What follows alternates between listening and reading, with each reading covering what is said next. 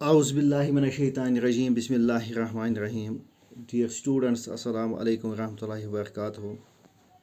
آپ جانتے ہیں کہ ہم 8ویں کلاس سوشل سائنس کا chapter ruling the countryside پڑھ رہے ہیں. اس کا ایک اور حصہ لے کر میں آپ کی خدمت میں حاضر ہوا ہوں.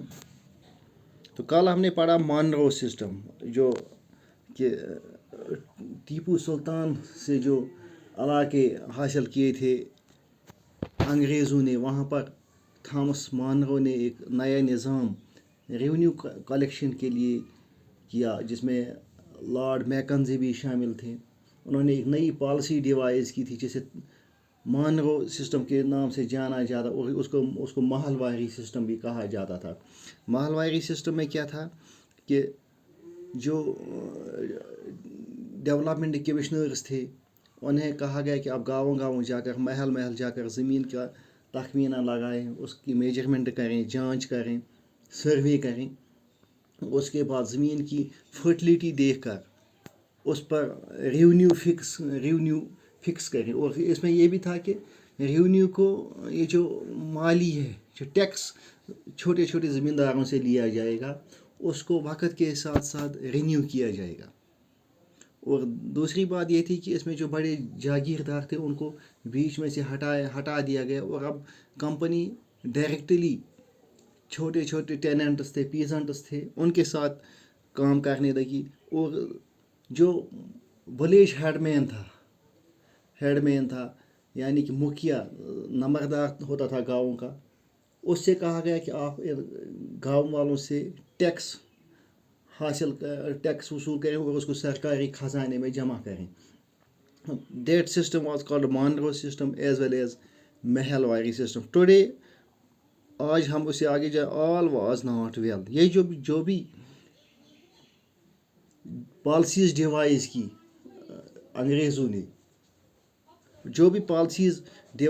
انگریزوں نے یہاں سے مال ہڑپنے میں، مال اینٹنے میں، یہ صحیح طرح نہیں تھا. Within a few years after the new system were imposed, it was clear that all was not well with them. جو یہ نیا نظام امپوز کیا تھا، لاگو کیا گیا، ٹھوسا گیا تھا ہندوستانی زمینداروں پر، ہندوستانی کسانوں پر، ہندوستانی کاشتکاروں پر، یہ صحیح نہیں تھا. اس کے چند ہی سال بعد انہیں پتا یہ صحیح نہیں تھا. Driven by the to increase the income from land. یہ جو چاہت تھی، خواہش تھی انگریزوں کی کہ زیادہ سے زیادہ مالیت حاصل کی جائے زمین سے، ہندوستانی زمینداروں سے. Peasants were unable to pay. یہ جو کسان تھے، کاشتکار تھے، چھوٹے چھوٹے ٹیننٹس تھے، they were unable. وہ یہ کرایہ نہیں دے سکتے تھے، وہ یہ ٹیکس نہیں دے سکتے تھے. right to fill the country side. یہ جو زمیندار تھے وہ چلے گئے. کچھ لوگ ملک سے باہر چلے گئے، کچھ لوگ شہروں میں چلے گئے، کچھ لوگ قصبوں میں چلے گئے روزگار کی تلاش میں. ان کی جو زمینیں تھیں وہ انہوں نے چھوڑ دی، بیکار چھوڑ دی، وہ روزگار کی تلاش میں، معاش کی تلاش میں چلے گئے. Peasants and villages became deserted in many regions. بہت سے علاقوں میں گاؤں خالی ہو گئی، وہاں پر کہیں پر انسان نظر نہیں تھا، کہیں پر انسانوں کی بستی نظر نہیں آ رہی تھی.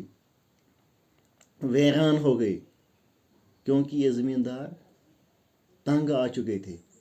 یہ کاشتکار انگریزوں کے ظلم و ستم سے، انگریزوں کے بوجھ سے تنگ آ چکے، لہٰذا انہوں نے یہ زمینیں چھوڑ دی اور دوسرے علاقوں میں چلے گئے روزگار کی تلاش میں. Optimistic officials had imagined that the new system would transform the peasants into rich, enterprising farmers. یہ جو ایسٹ انڈیا کمپنی کے آفیشلز تھے، انہوں نے یہ سوچ کر لگایا تھا کہ یہ جو ہم نیا نظام ہم ڈیوائز کر رہے ہیں، امپوز کر رہے ہیں یہاں پر، اس سے کیا ہوگا، یہ جو ٹیننٹس ہیں ان کی زندگی میں سدھار آئے گا، وہ اچھی زندگی گزاریں گے، ان کے پاس مال آئے گا. لیکن ایسا نہیں ہوا. But this did not happen. لیکن ایسا نہیں ہوا. اور اس کے بعد ایک اور چیز آ گئی ہندوستان میں کہ انگریزوں نے کیا کیا کہ ایسٹ انڈیا کمپنی کو کچھ خاص فصلوں کی ضرورت پڑی جنہیں یورپین مارکیٹس میں کافی مانگ تھی. उनकी हाई डिमांड थी यूरोपियन मार्केट्स में. The British also realized that the country could not only yield revenue.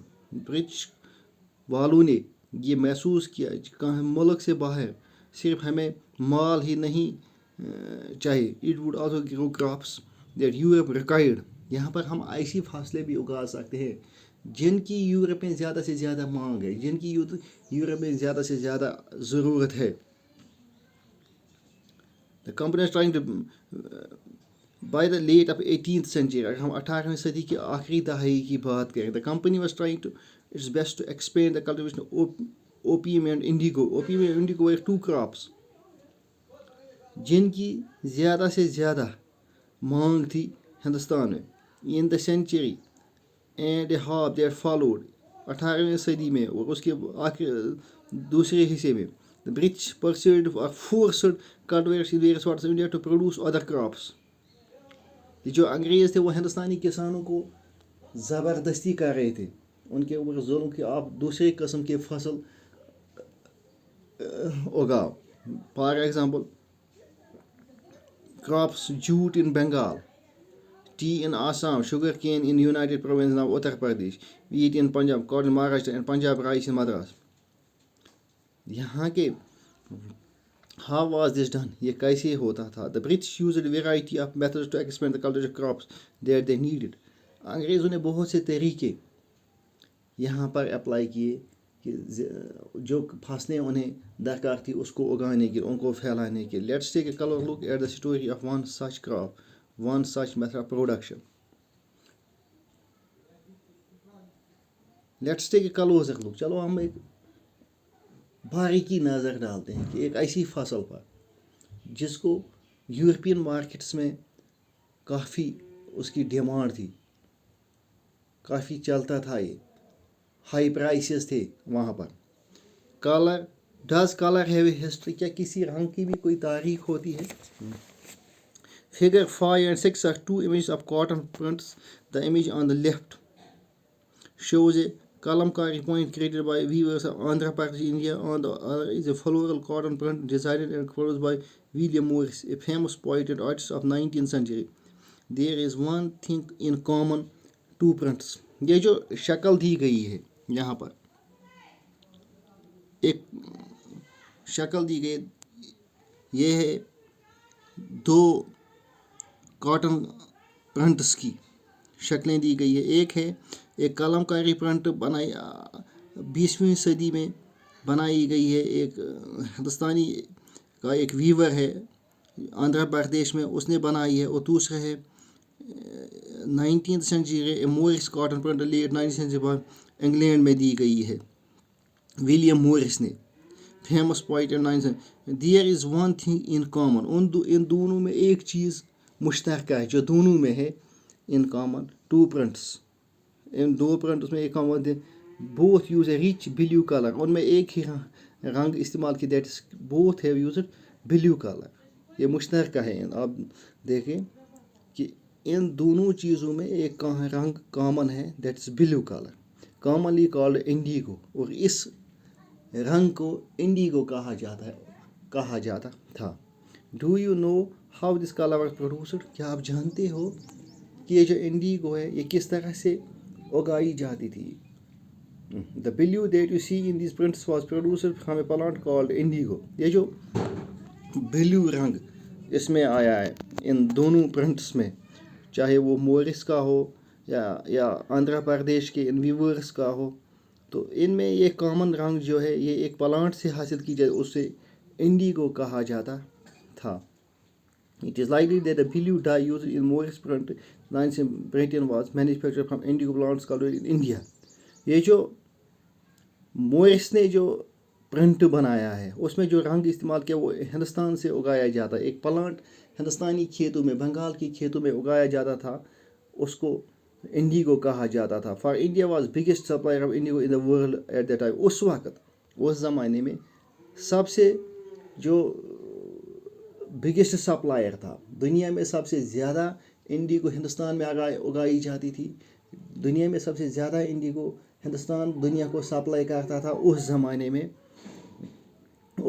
में. तो ये जो इंडिगो है इंशाल्लाह कल के क्लास में पढ़ेंगे इंडिगो की काश्त किस तरह से हिंदुस्तान में होती थी और इसके मेरिट्स क्या थे और डिमेरिट्स क्या थे। उससे हिंदुस्तानी काश्तकारों पर क्या असर पड़ा, यहाँ की ज़मीनों पर, वो ज़मीनें जिन पर हिंदुस्तानी काश्तकार धान की खेती करते थे, धान की काश्त करते थे, कौन सा असर, किस तरह से इस ज़मीन की जो फर्टिलिटी थे वो ख़राब हो गई। इंशाल्लाह ये कल के क्लास में हम पढ़ेंगे। खुदा हाफिज़।